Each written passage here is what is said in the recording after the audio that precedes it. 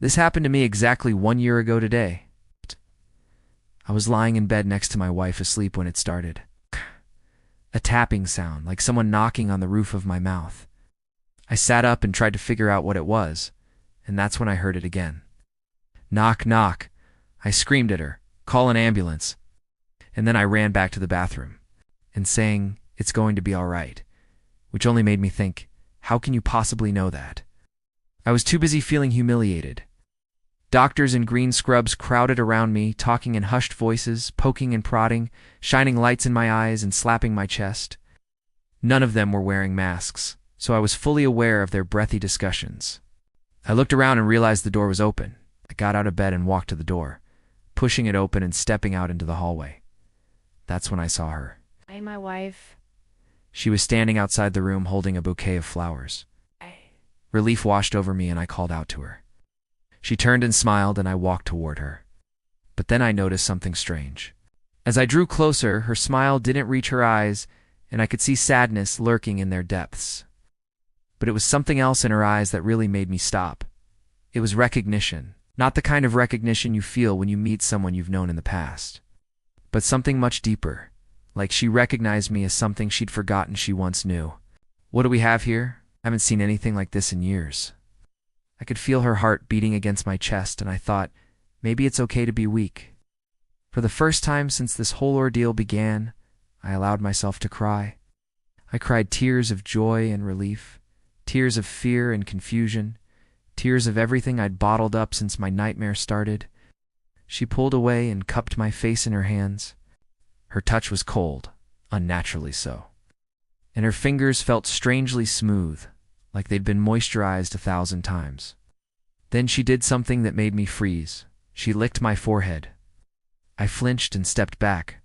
"What are you doing?" I whispered, terrified. "Don't you recognize me?" she asked, her voice distant. Confused, I shook my head. She reached out to touch me again, but I backed away. "Who are you?" I asked.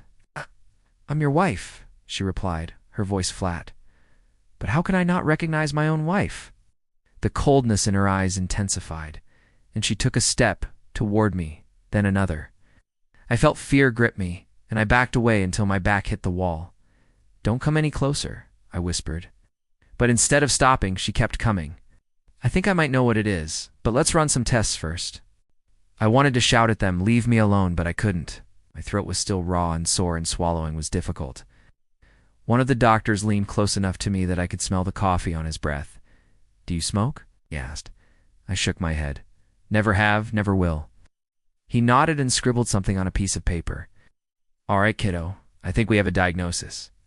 When we got to the hospital, I was immediately taken into a side room and examined by a doctor. He asked me what had happened, and I told him. Then he checked my vitals, did a quick blood test, and said, "Get him to the emergency room as fast as you can." Before I knew it, I was being wheeled through the hospital on a gurney and whisked away from my terrified wife who had followed me. I remember her face looking pale and drawn as she was told by a nurse that she needed to wait until I was settled in the emergency room before she could visit. She followed me, and I could tell by the look on her face that I must have looked absolutely awful. The second thing rising from my stomach was white and slimy. The doctor turned to the nurse and said, "Give him a sedative so we can get a few more tests done." I panicked. "No, please don't do that. I want to stay awake." But they ignored me. The next thing I knew, my vision was blurry and my limbs felt heavy. I tried to speak, but my voice sounded funny and distorted. I tried to move, but everything felt sluggish and slow.